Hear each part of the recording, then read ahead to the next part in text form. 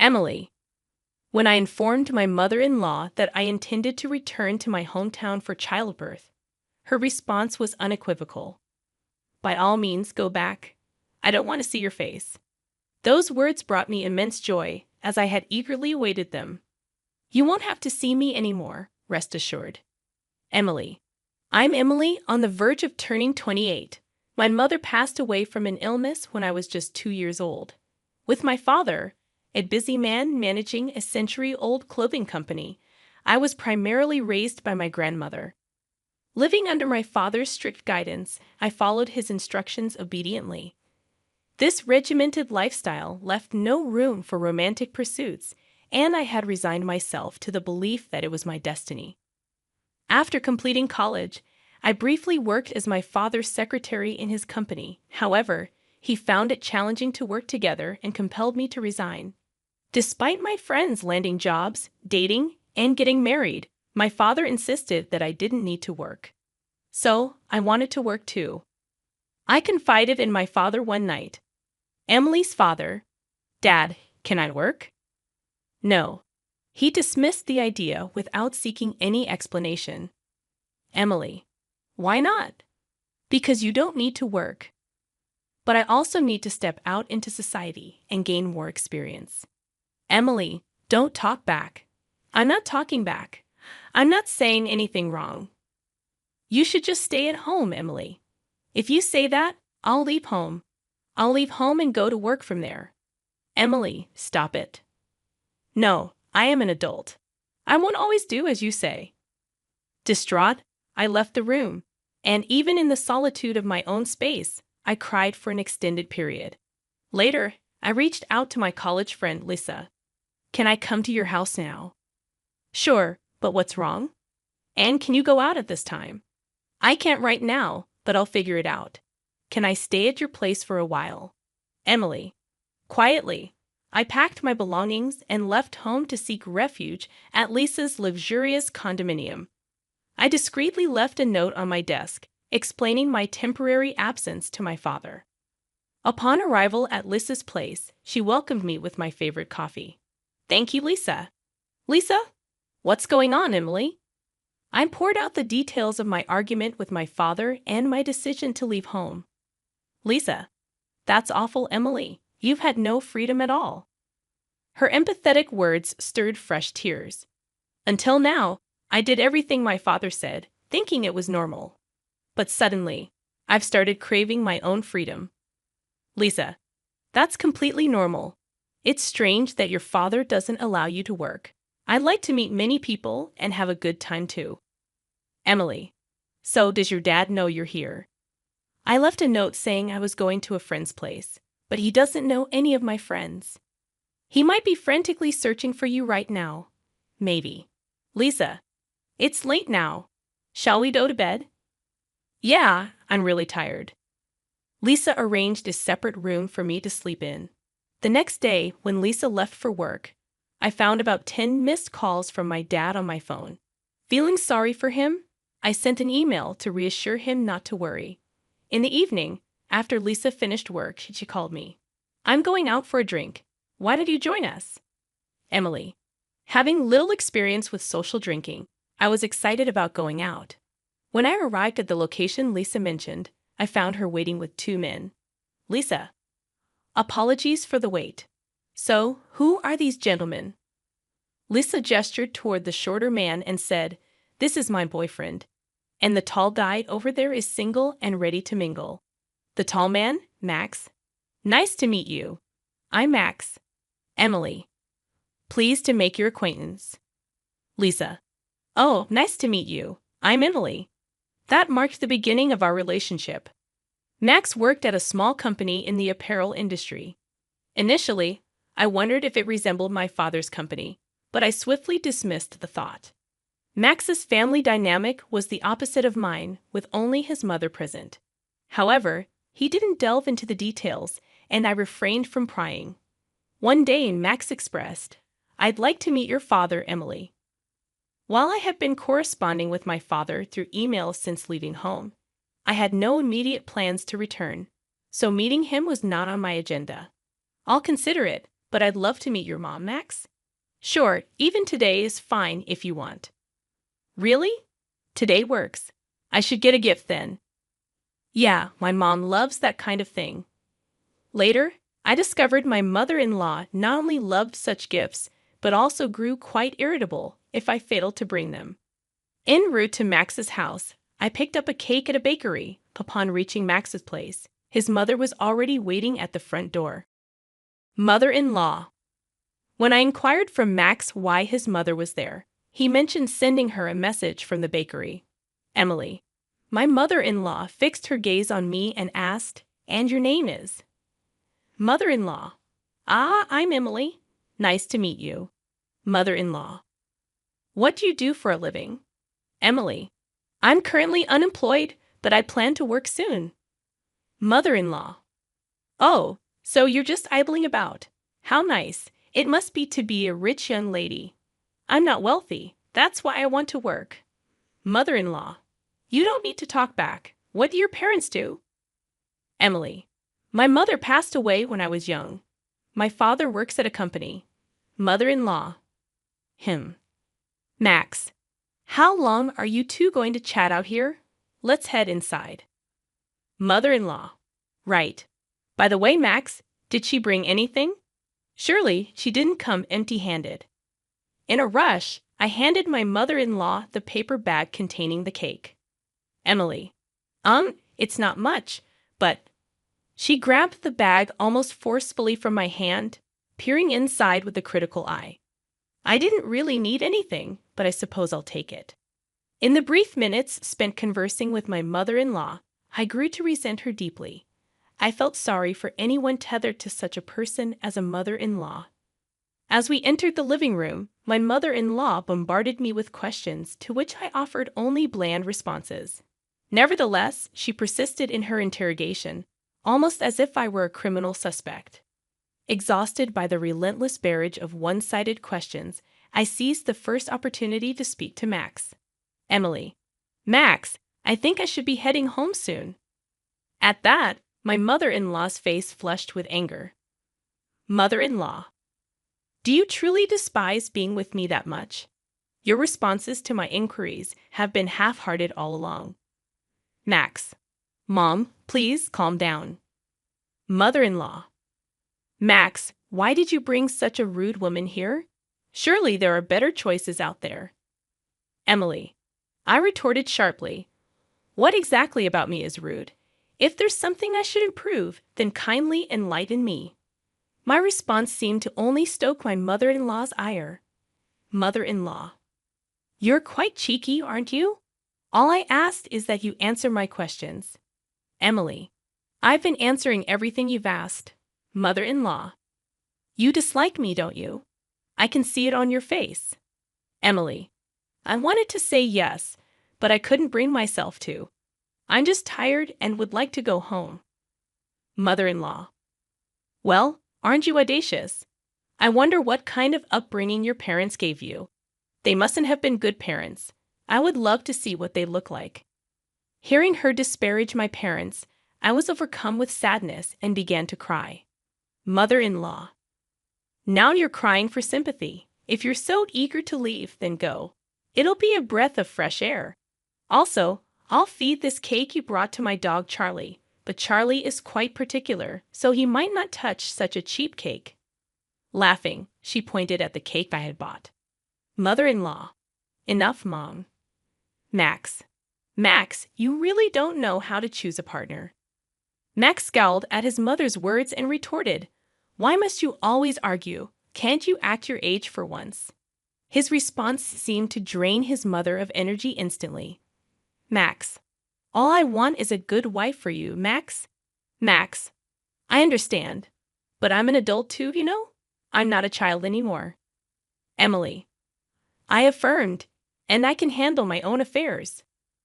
Upon hearing Max's words, his mother's eyes filled with tears, and she left the room with a despondent expression. I decided to depart as well, but Max followed me and offered an apology. Max. Emily, I'm sorry for my mother's harsh words. She must be feeling threatened, thinking she's losing me to you.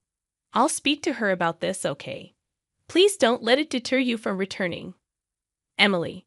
His mother's comments about my parents hurt deeply, Max. I'm not sure I want to see her again.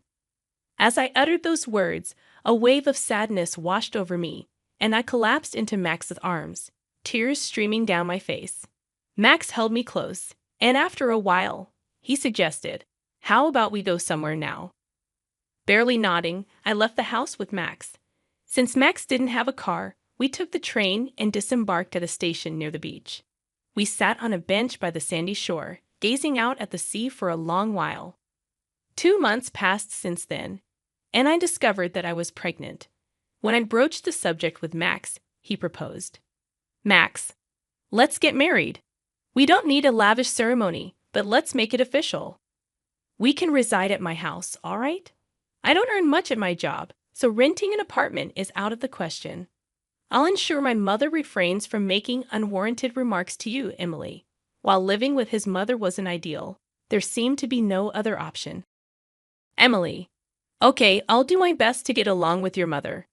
And so, I found myself moving into my mother-in-law's house because of our impending marriage.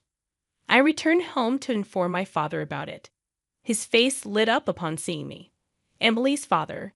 It's wonderful to see you looking well. I know we've been in touch, but it's been a while since we last met. What's the matter, Dad? I have something important to share. His demeanor shifted immediately. I recounted my encounter with Max, my pregnancy, and our intention to marry. My father listened silently. When I finished, he simply said, "Well, congratulations. I'm eager to meet my grandchild." His smile seemed forced. Emily. Dad, thank you. I'm sorry for causing you sorrow as your daughter. I sat as tears flowed freely down my cheeks. My father too shed tears. I had anticipated anger, but his gentle words wounded me even more. I ended up residing with my mother-in-law due to our impending marriage. Lisa, who had been supporting me since I left home, offered her words. Lisa. You better show me your cute baby's face soon. Emily. Of course, and you should tie the knot soon too. Lisa. I'm eager to walk down the aisle, but he's dragging his feet. But I believe things will fall into place. Let's dine out together again. I initially scheduled the move for Sunday, but my mother-in-law deemed it an unlucky day, so I rescheduled it for Saturday. The relocation went smoothly on Saturday morning. While the movers were busy, my mother-in-law stood by, watching them. Despite repeated warnings from the movers to step back for safety, she remained obstinate. Once the move concluded, my mother-in-law beckoned me over and said, "You didn't settle the payment, did you?" Emily. I didn't catch that. Mother-in-law. She pretended not to understand and walked away, then handed something to the movers' leaders. Understanding dawned on me, but when she returned, she said, "Emily, dear, it seemed like you were hesitant, so I paid on your behalf. Of course, you'll reimburse me later." Mother-in-law. She then cited an exorbitant sum. It far exceeded the norm, so I questioned, "You paid that much?" Emily. Goodness, it was excessive. Mother-in-law. It's not about the amount, but perhaps it was a tad too generous. It's the sentiment that matters in such situations. Stinginess invites curses. I'm not being stingy. I refrained from further discussion, aware it would lead to another clash. My mother-in-law wore an expression that said, "I'm always right." That's when Max intervened and asked my mother-in-law, "Mom, what's going on? What'd you say to Emily?" Mother-in-law. Just a trivial matter, she replied curtly before walking away. Max, are you all right? I warned her not to hassle you. Emily. Thank you. Preferring not to disclose the near altercation with my mother-in-law to Max, I fear he might mention it to her, exacerbating her hostility toward me. Following the move, my mother-in-law scarcely interacted with me, evidently avoiding me. There were weeks when she wouldn't speak to me at all, and those were peaceful days. One day, Max brought home some work documents in an envelope bearing the company name, Star Textiles Incorporated, which startled me. It was a name I'd often heard while working at my father's company. They were one of our subcontractors. Max. Yeah, why do you ask? Emily. Just curious. I realized I know very little about your company. I refrained from disclosing that his company was a subcontractor for my father's, sensing it better left unsaid. Max. Well, we're merely a small subcontractor. If our parent company decides to sever ties, we go under instantly and all employees would lose their jobs. Max chuckled with a touch of sadness. About a month later, Max began returning home late from work and seemed despondent, prompting my inquiry. Emily. You've been working late lately. Is everything all right? You seem different. He admitted, the company is in trouble. Emily. Like bankruptcy? Max. Max nodded. Our parent company suddenly slashed our orders by half. Now our boss is pleading with them daily to maintain the status quo. We're also scouting for new clients. But if neither pans out, bankruptcy is inevitable. As Max recounted the situation, I considered appealing to my father to assist Max's company. However, my father adhered strictly to business principles and wouldn't extend help based on personal sentiments. Additionally, the number of business partners seemed to have dwindled significantly. I divulged to Max that my father's company was the parent company of Star Textiles. Max was initially surprised, but then implored me earnestly. Max, Emily, please implore your father not to cut ties with us. Emily. I'm sorry, Max. My father is business-minded. Personal matters won't sway him. Max. Could you try, Emily? Emily. It won't change anything. As I spoke, Max sank to his knees before me. Max. Please, I beg you. Emily. Stop, Max. Don't do this. I'll speak to my father, but I doubt it'll make a difference. As Max raised his head, tears of relief streaked his face. That evening, I called my father and relayed Max's desperate plea. Emily. So the company Max works for is Star Textiles. I suppose I must assist them. I was taken aback. I had anticipated my father, with his stringent business ethos, to refuse outright. Emily's father. I have two conditions. First, we'll maintain business with Star Textiles as usual, but I want Max to join our company. Second, you and Max will move in with me. Do you agree? Emily. So, you're suggesting Max transfers to your company? Emily's father. I'll discuss it with him. But why the need for both of you to move in with me? Emily. All right, but why reduce dealings with Star Textiles initially? Emily's father. A new company presented an enticing offer, prompting us to consider them. However, upon investigation, we discovered their history of reneging on promises, leading us to reconsider. Hence, even without my intervention, Star Textiles would have been unaffected. Emily. Perhaps. My father chuckled, and I couldn't help but join in. After hanging up, I promptly conveyed my father's conditions to Max.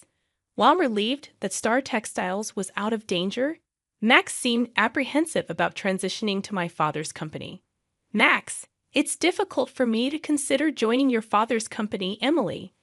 I've invested a lot at Star Textiles and have good colleagues there. Emily, I'll relay your sentiments to my father. I dialed my father once more, relaying Max's concerns, to which my father responded. Emily's father. He did say that, huh? He's a reliable, honorable man. Understood. He can continue excelling at Star Textiles. But my stance on you two moving into my house remains unchanged. Emily. Understood. Post-call, Max was elated upon hearing my father's decision. Max. I told Max, just remember, don't let your mother know about my father's company. If she finds out, she'll start nagging again. Max. Got it. Several weeks later, I made the decision to return home for the birth of our child. Despite it being just my father and elderly grandmother at home, it felt preferable to being under the care of my mother-in-law. Waiting until my mother-in-law was sipping her afternoon tea in the living room, I approached her. Emily, mother-in-law, regarding my childbirth, I've decided to return home. It's just my dad and my lively grandmother. Upon hearing this, My mother-in-law cast me a venomous look and retorted, "By all means, go back. I don't want to see your face." Unfazed, I responded calmly, "Emily, you won't have to see me anymore, so rest assured." Mother-in-law: "What?" "Emily, I won't be returning here anymore, and soon Max will be relocating to my parents' house." Mother-in-law: "What nonsense! Max is too occupied with work to move." Emily: "It's sorted now."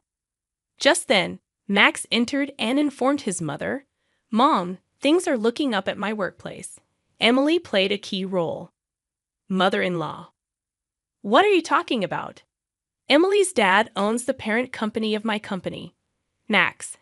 At this revelation, my mother-in-law's voice rose as she fixed her gaze on me before stating, "Emily, I've been terribly rude to you until now." Deeply apologetic, he bowed.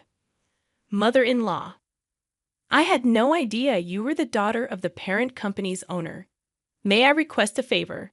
I'd like to reside together in your parents' house." Max: "Mom, no, you should stay here." Emily: "I'm not keen on living with you, mother-in-law. I'd rather not be reminded of our past encounters. Please understand." With tears in her eyes, my mother-in-law pleaded, "Mother-in-law, I know it seems harsh, but I can't bear to be apart from Max. Please." Max: "No, I can't agree to that." Emily: "Please stop. Your past conduct has led to this situation, mother-in-law." I addressed my tearful mother-in-law, who remained kneeling. Emily: "You brought this upon yourself." 6 months later, Max, our newborn daughter Kay, and I paid a visit to my mother-in-law's house. However, it was eerily quiet, devoid of any human presence. Max: calling out to his mother, Max received no response. "Max, did you mention our visit?" Max: "No, I thought it would be a surprise. I wonder where she is." Suddenly, my mother-in-law emerged from the bathroom, looking severely frail. She remained impassive upon seeing us. The kitchen was strewn with empty instant noodle packets, and unwashed dishes littered the sink. Max: "Mom, are you all right?" My mother-in-law glanced at Max, but remained silent. Max: "Mother-in-law, we brought your favorite cake." As I offered the cake, my mother-in-law seized it and began devouring it without a word. Echoing my earlier sentiment, I repeated, "Emily, you brought this upon yourself, mother-in-law. My name is Sarah, and these days I collaborate with my husband John at his family-run company. The enterprise, led by my father-in-law, Richard, is a small but inviting establishment employing about 6 individuals. Richard, a man of few words, seldom involves himself in the day-to-day operations of the company. Instead, John, poised to become the next president, works tirelessly, actively pursuing clients and securing new projects, demonstrating his dedication to the company's expansion. During significant projects, all the employees come together, creating a vibrant and enthusiastic atmosphere. I've been part of this spirited environment for the past 10 years, ever since I got married. However, my mother-in-law, Nancy, seems to harbor some discontent about my role. As I returned home early to prepare dinner while John remained at the office, Nancy, who had been part of the family business until our marriage, confronted me with disapproving words. "How long do you plan on clinging to our family business?" Nancy asked, her words laden with criticism. Nancy, who had looked forward to relaxation post-retirement, appeared to redirect her energy into scrutinizing my choices. In response, I tried to maintain composure, asking, "What do you mean by clinging?" Nancy retorted with a cutting tone, suggesting that I must have married John out of necessity and was now taking advantage of working in their company. Sighing inwardly, I realized that such accusations from her had become more frequent lately. When I got married, I willingly left my previous job to join John's family-run business. It was my decision, not a result of unemployment. However, Nancy seemed convinced of my incompetence at work. I attempted to explain, "Mom, it's not that I couldn't work elsewhere. I chose to join John's company." Her dismissive retort revealed her lack of understanding, as she believed she saw through my supposed hidden motives. The issues with my mother-in-law extended beyond words. Despite quitting her job with the promise of managing the household, she refused to contribute, leaving my father-in-law to repeatedly request her assistance with housework. Instead, she stubbornly insisted, "I've worked all my life. Now it's the daughter-in-law's turn to do the housework." Consequently, the responsibility often fell on me to prepare dinner, clean up after meals, and manage other household tasks. One sunny afternoon, mustering courage, I decided to address the domestic issue. "Nancy," I began hesitantly, "I've noticed the dishes often get left in the sink. It would be helpful if you could tidy up after your meals." My small request, however, triggered an angry response. She accused me of giving orders in her own house and questioned my right as a daughter-in-law to dictate her actions. Caught in this exhausting exchange, I realized that if I didn't start preparing dinner soon, we'd be eating much later than usual. Despite my internal frustrations, I managed to keep a composed exterior. "Mom, let's continue this conversation later," I suggested, attempting to diffuse the tension momentarily. Needing to focus on preparing dinner, as it seemed we would eat late tonight, Nancy finally retreated to the living room, leaving me alone with my thoughts amidst the clatter of cooking utensils. Both Richard and John were aware of Nancy's mistreatment towards me as their daughter-in-law, and they attempted to intervene whenever they witnessed it happening. However, their efforts seemed to have little effect. Each time they confronted the situation, their faces betrayed concern and frustration, a testament to their desire to foster harmony in our family dynamic. Ironically, whenever Richard and John scolded Nancy for her behavior, she redirected her anger towards me, becoming even more hostile and sharp with her words. Her usually kind and gentle demeanor twisted with disdain, her tone cutting deeper than before.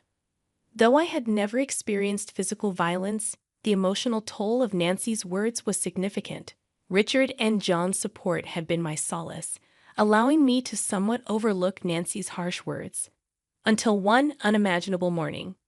Just after I had finished cleaning up from breakfast and was preparing to leave for work amidst the morning rush, Nancy exclaimed, "Oh my, what a mess they trash here!" And without warning, she doused my handbag with a bucket of water. I was stunned, a mixture of shock and anger rendering me speechless. "What are you doing, Nancy?" I managed to stutter out, my voice trembling with disbelief. Nancy's response was flippant, resembling that of a mischievous child. "Oh, was that your stuff? I thought it was just a big piece of trash." Her casual dismissal infuriated me. Even if you thought it was trash, who pours water on it? What kind of mindset is that? Now the carpet is all wet. What about the vacuum cleaner? My words were a jumble of anger and confusion as I frantically emptied the water-soaked contents of my bag, including documents I needed for work, onto the table. Nancy responded nonchalantly, her face calm, showing no signs of remorse or concern for my distress. "Because you don't need to go to work anymore." I was baffled. In our living room, bathed in morning light, I sat opposite Nancy, her expression colder and more resolute than usual. It was as if she had made a decision that would change everything. "Excuse me?" My response was laden with confusion and surprise. "You've been clinging to this house for 10 years, but finally I can get rid of you." Her words pierced my heart, her voice carrying a level of anger and determination I had never heard before. My mind reeled, and my heart filled with sorrow. "Getting rid of me?" I questioned, disbelief in my voice. Her words made me feel like an outsider in this family. "In fact, my daughter is joining the company, so we need you to leave. Today's your last day. Well, all you have to do today is bow your head to your father-in-law and John, apologizing for all the trouble you've caused." Her mocking laughter further wounded me. She was using my position at work to force me out. I had dedicated years to that job, building respect and memories. I was dumbfounded. My heart was filled with disbelief at her merciless decision. I had devoted myself to this family, but it seemed my sacrifices meant nothing to her. Are you sure about this? Wasn't Jessica working in a clothing store in Manhattan? My words reflected my confusion and apprehension. My job was more than just a source of income. It was my avenue for self-fulfillment. Meanwhile, Jessica, my sister-in-law, seemed to have grown tired of city life and had chosen to return to the family. She said she was tired of dealing with the cold people of Manhattan. So I told her as she came back home, I have a job ready for her. She agreed to return immediately. Now that she's coming back, I want you out of this house. Her words were difficult to comprehend. She was ready to upend my life with a single decision, completely disregarding my place in the family, without even listening to me. I've written your resignation letter, she said, handing me an envelope. She effectively expelled me from the house. In that moment, my heart shattered completely. Everything I had built over the years was reduced to nothing, treated like a mere piece of paper. Her actions severed our family bond irreparably. I headed to the company, just a brisk 3-minute walk from my home, my mind a whirlwind of apprehension and anticipation. As I walked under the cool morning sky, each step felt heavy with the weight of what was to come. Upon reaching the office, I shared with my father-in-law Richard and my husband John. I relayed what my mother-in-law had said. Their faces were a mix of shock and thinly veiled anger, yet they remained composed. They suggested that maybe, just maybe, it was time for me to resign to show her the reality of the situation. This suggestion sent my heart into turmoil. Having worked tirelessly in our family-run business for years, I barely knew what a long vacation felt like, aside from brief respites during Thanksgiving and the holiday season. Encouraged by John and Richard's gentle words, "Why don't you spread your wings for a change?" I made up my mind to embark on a little trip. As I packed, I found myself pondering deeply about my life, my choices, and what lay ahead.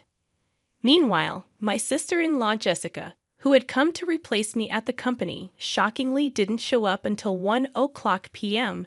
Her irresponsible attitude left John and Richard, who had been holding the fort in my absence, in a state of dismay.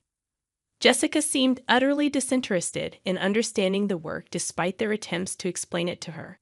Hearing about this, I couldn't help but feel a twinge of anxiety about the future of our company, even as I looked forward to my trip.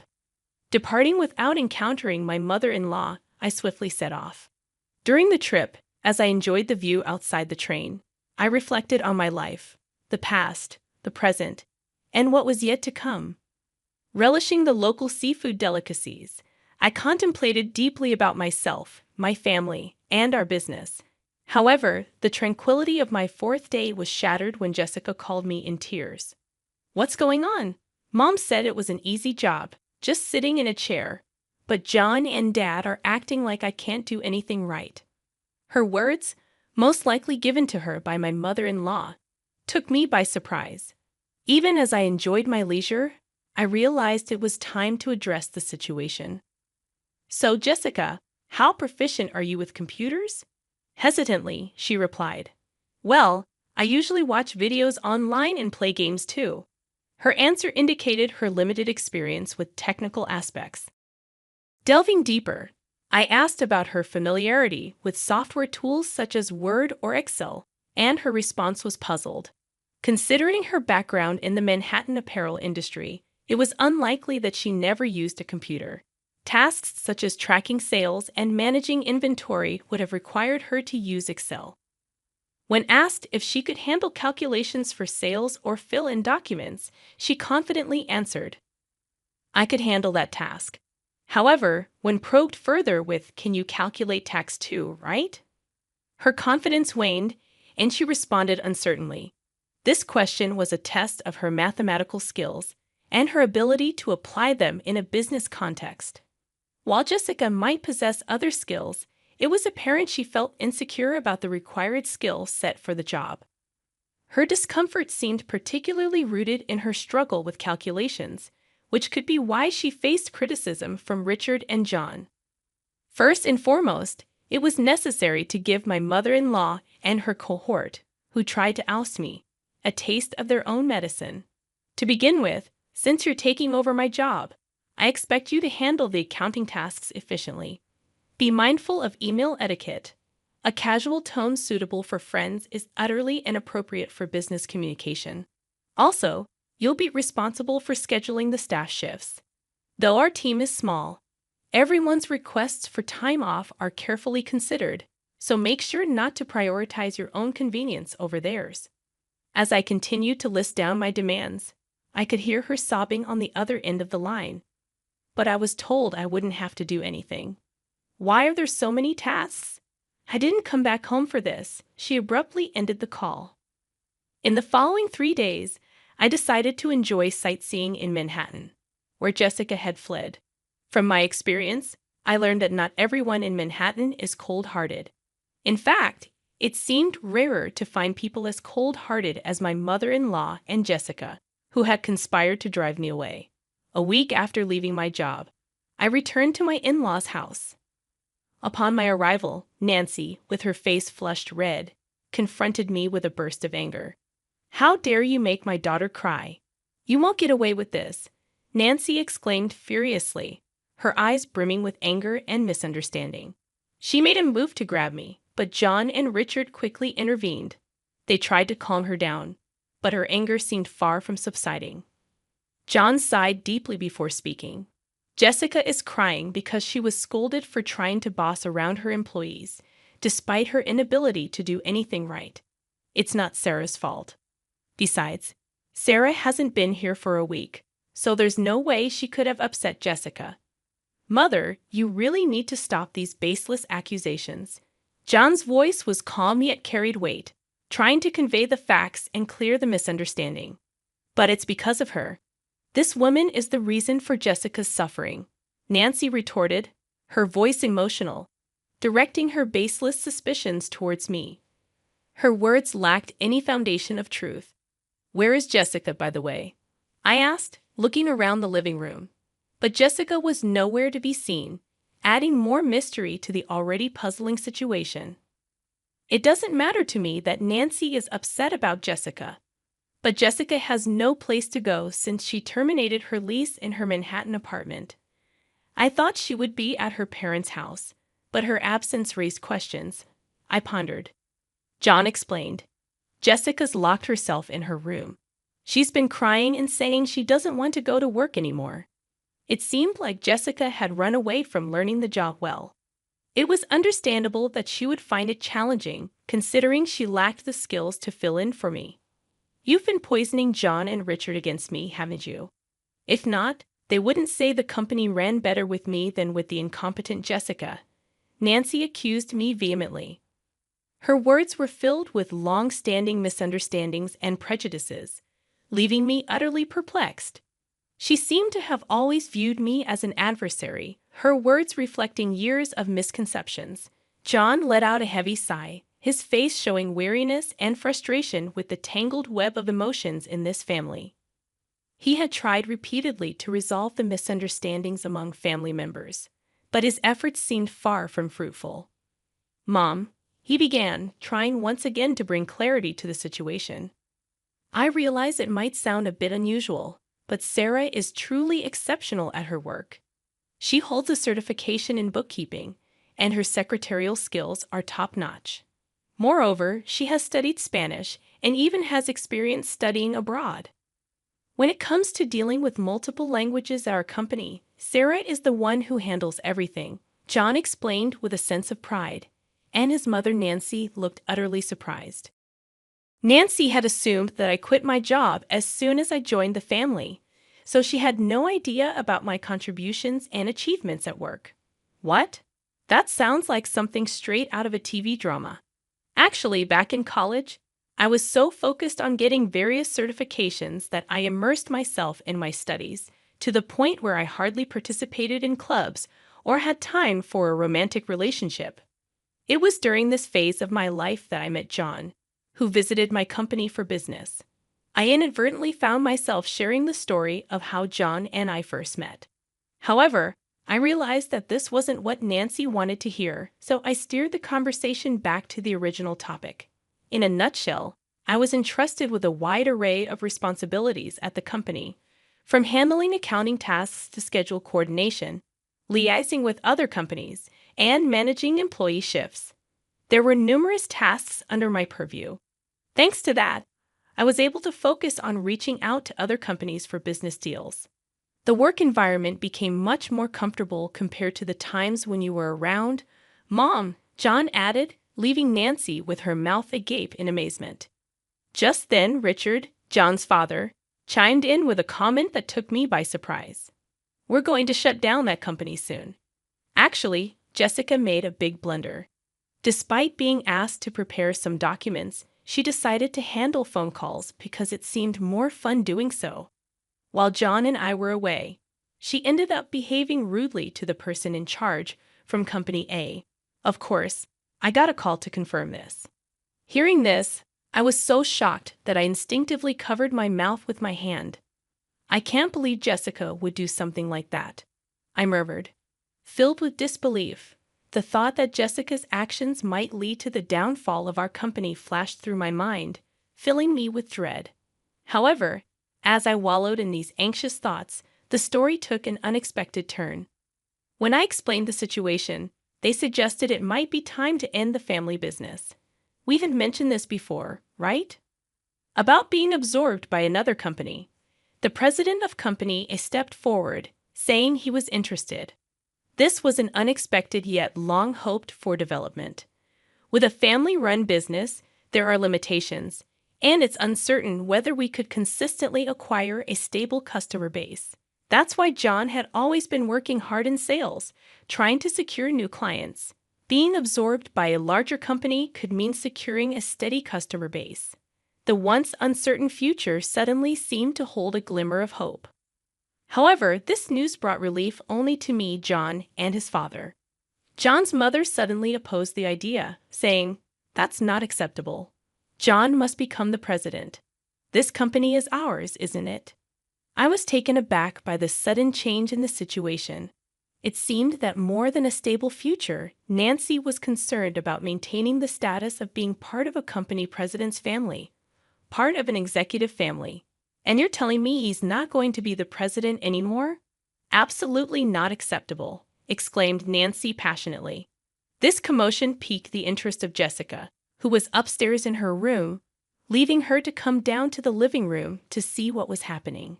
In response to the chaos started by Nancy, Richard spoke up with a calm but final statement.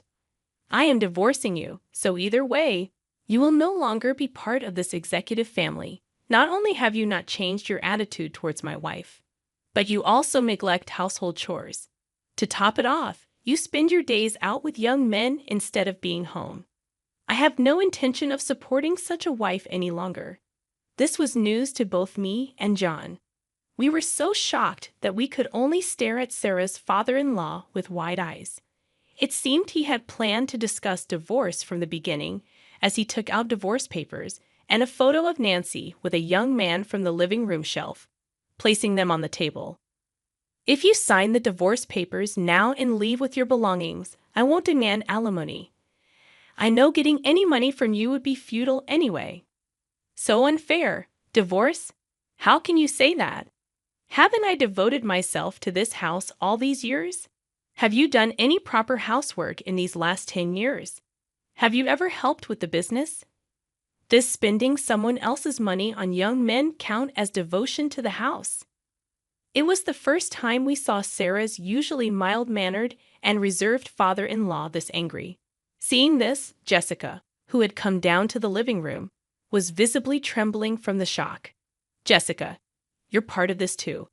You came back home because you couldn't make it in Manhattan, and now you can't find a job but still act all high and mighty. In the end, you stopped working entirely. Whose escapism did you inherit? It's time for you to leave this house." Next, we saw Jessica's shock and resistance. She believed she was an important member of the family, but the reality was different. "Wait a minute, Dad. Mom might be a lost cause, but I'm your precious daughter, right?" The family conflict deepened as Jessica asserted her place, revealing her betrayal towards her mother. "Jessica, are you betraying Mom now?" Nancy was astounded, feeling betrayed by her daughter at the last moment. However, as the two started to create a commotion, he sternly silenced them with a shout. If I just kick you out, it'll cause trouble for everyone, so I've asked an acquaintance to take you in. They'll be here soon to pick you up. Get your minimum belongings ready." Left with no choice but to obey, Nancy began packing her belongings with Jessica. After writing the divorce notice, then an acquaintance of the stepfather arrived to take Nancy and Jessica away. The person who came to pick them up was running a factory with dormitories, and it seemed they would be working there. John, Richard, and I talked to the employees about the company being absorbed and prepared for the busy days ahead for our future. Finally, I found out I was pregnant at that time. When I told the president of company A, he was delighted and promised to send someone to replace me, which was a huge relief.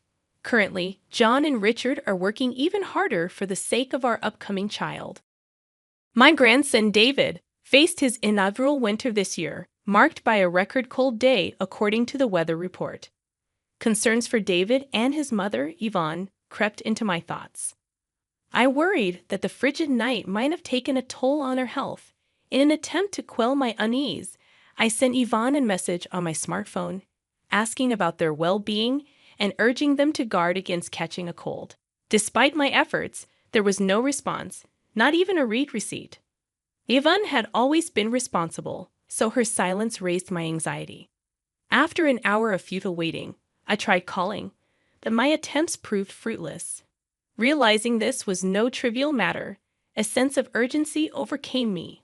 I hastily donned a thick jumper and rushed to drive to my son's family apartment. However, when I rang the intercom, there was no response. Fearing the worst, that Yvonne might have collapsed inside, I persuaded the building manager to open the door.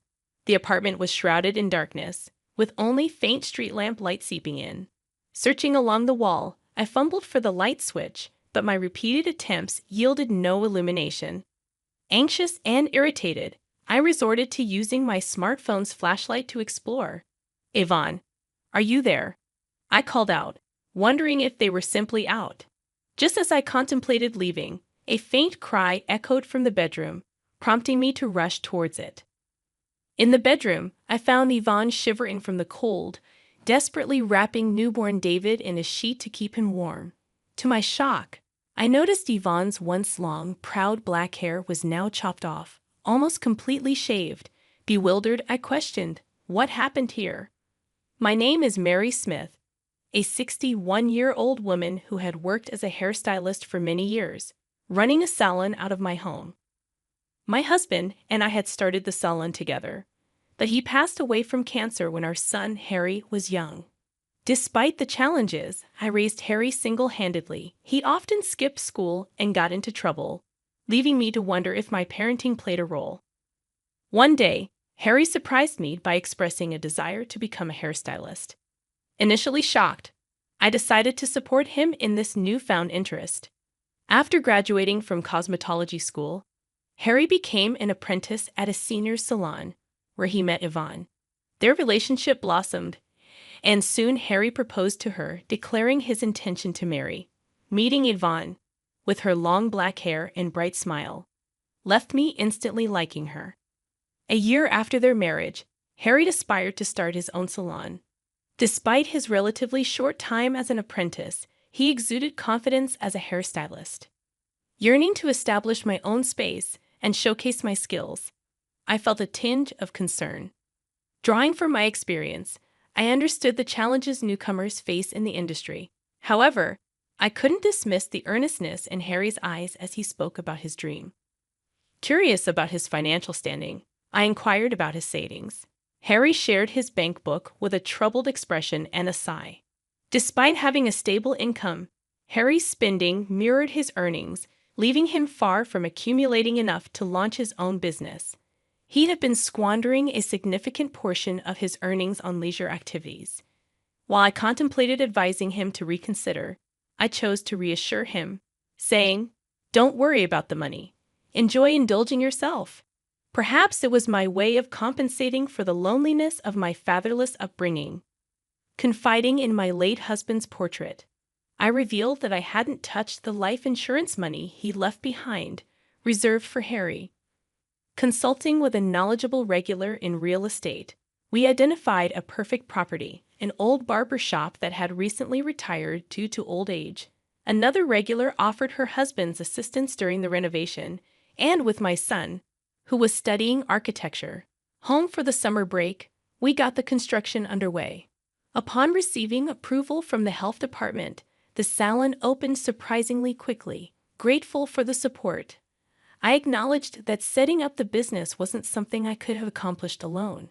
Handing Harry the bank book containing the remaining inheritance, I emphasized its purpose for his business expenses.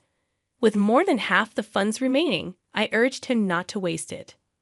Harry chuckled in annoyance, assuring me he understood, and Yvonne, with a bright smile, promised to keep a close eye on his spending. With Yvonne's help, I felt relieved from worries and decided to oversee their business from a distance. However, my optimism waned as Yvonne occasionally updated me on their progress.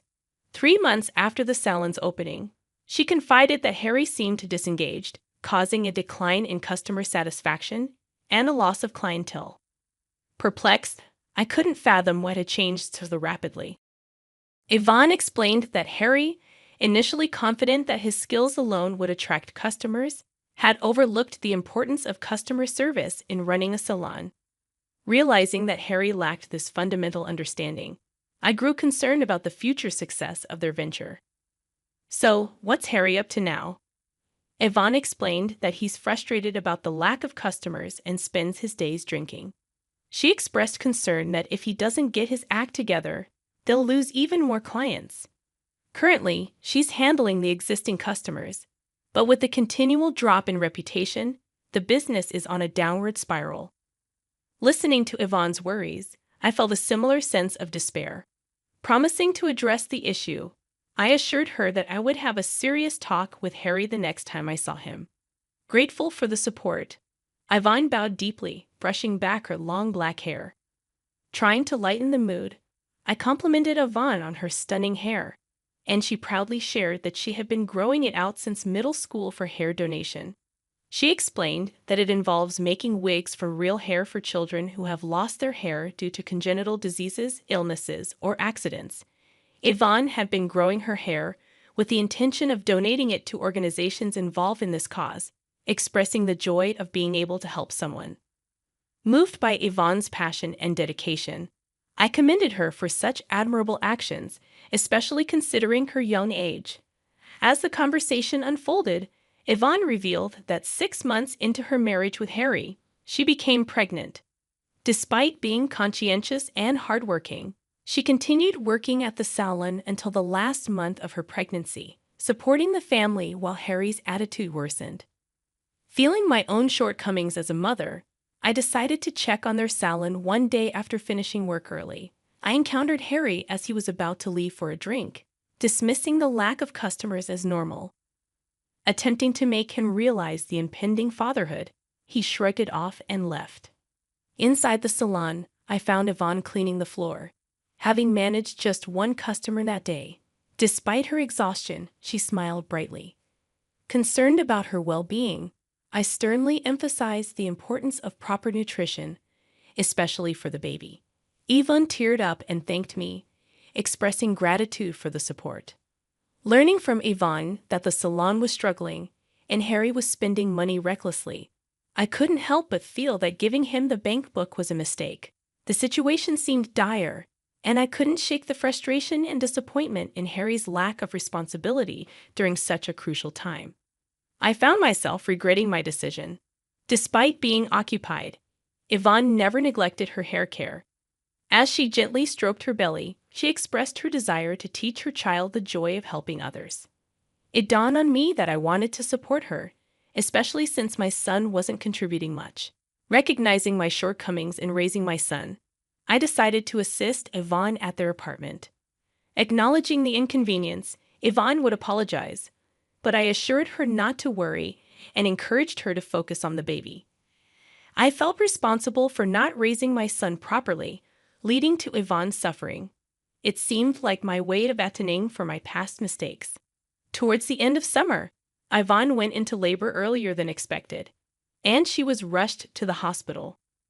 Unfortunately, Harry was nowhere to be found, unreachable despite my attempts to contact him.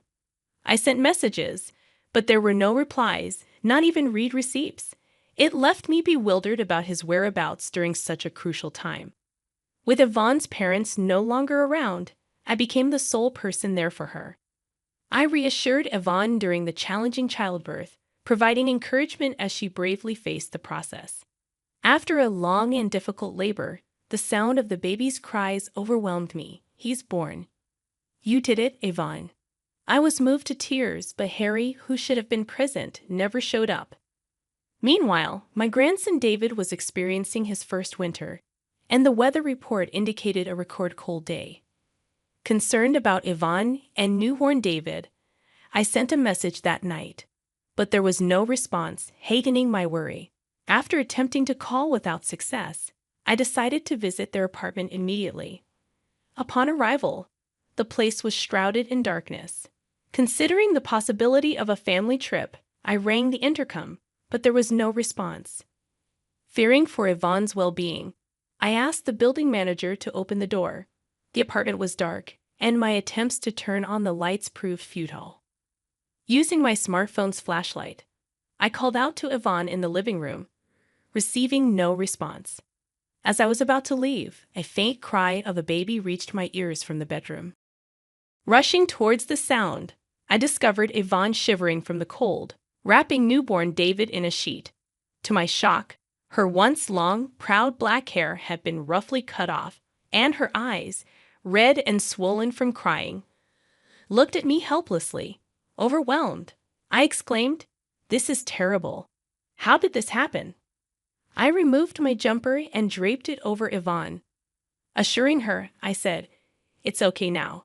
Just tell me what happened, as much as you can." Yvonne began to speak slowly, revealing that Harry continued his daily escapades even after David was born. Financial struggles escalated, leading to an inability to pay the electric bill. Yvonne, unable to tolerate the situation any longer, scolded Harry, hoping he would become a more responsible father. However, her pleas fell on deaf ears. In a fit of rage, Harry grabbed a pair of practice hair-cutting scissors and started cutting off Yvonne's hair. Initially resisting and telling him to stop, Yvonne ceased her resistance, fearing any further struggle might accidentally harm David. Harry mocked Yvonne, stating, "Now you won't be able to show your face in public." I was left speechless at my son's cruel actions. Yvonne apologized, blaming herself again, but I reassured her, expressing that it was not her fault. I hugged Yvonne tightly, tears streaming down my face. The whole situation was a result of my overindulgence in raising Harry. My heart burned with shame and anger at my own failings and my son's inability to empathize with others. Taking a deep breath, I called Harry. "Hey, Mom, long time no talk. What's up?" Harry responded casually, and I inquired about Yvonne and David's well-being. There was a brief pause in his voice, and he claimed they were in Hawaii and would be back next week. Despite knowing he was lying, I responded positively. Reflecting on the years of taking care of Harry after losing my husband, I felt profound disappointment. Harry's careless use of his father's inheritance and mistreatment of his family shattered my expectations. A week later, Harry called me cheerfully, announcing his return from Hawaii. Pretending to be the caring son, he mentioned souvenirs, but my heart was no longer deceived by his act. Informing the building manager of my plans, I decided to take Yvonne and David back to my house. I made calls to every possible place. An hour later, Harry called, announcing his arrival at the airport. Despite his cheerful demeanor, my heart was wary. When a taxi pulled up in front of the apartment, Harry, displaying tan lines from sunglasses around his eyes, struggled with the key, realizing it wouldn't fit the lock. Frustration etched across his face. He exclaimed, "What's going on here?" I approached him quietly from behind, wearing a smile that masked the boiling anger in my heart. "Did you enjoy your trip to Hawaii?" I asked, trying to keep my tone light. Harry's relieved expression shifted as he saw me, mistaking the situation. "Mom, you're here," he said, his voice tinged with relief, oblivious to the storm brewing within me. "Listen, Mom, I just got back and tried to enter the house, but the key won't fit. It must be Yvonne's prank, punishing me for going on a trip alone, Harry explained, attempting to paint himself as the victim and blame Yvonne for their troubles. What were you doing? I told you I was in Hawaii with my family, he continued, caught in his own web of lies. Pointing out the contradiction, I left Harry at a loss for words. You really had the nerve to lie about taking a family trip to Hawaii, I said, my disappointment palpable. Yvonne had been left behind, shivering in the cold with David, while Harry indulged in his own desires. To think she cherished her long hair, and you just cut it off mercilessly. Don't you feel any remorse as a human being? I questioned, my voice heavy with emotion. But Harry showed no signs of remorse, only theatrics about the cold and his desire to enter the house. It was then that I dropped the bombshell. I had canceled the lease on the apartment. Harry protested, but the truth was, he had no right to complain. Taking him to a nearby coffee shop to talk further, Harry sat silently, his pale face betraying his inner turmoil. Eventually, he confessed his selfish reasoning, admitting to his reckless spending and empty promises. I shattered his illusions, telling him I had already sold the salon and the equipment, leaving him with nothing to reclaim. His protests fell on deaf ears as I calmly left the coffee shop, leaving him to face the consequences of his actions. In the following month, Harry's life spiraled further downward. His pleas for help were met with cold shoulders, and he faced legal repercussions for his reckless behavior. As for Yvonne and David, they found solace in our salon. Yvonne, regaining her strength, filed for divorce and threw herself into her work. With David's cheerful presence, the salon blossomed, attracting more customers drawn to Yvonne's warmth. Though the pain caused by Harry's actions lingers, we find solace in the smiles that now fill our salon. And in a quiet corner, David sleeps peacefully, his innocence a reminder of the brighter future ahead.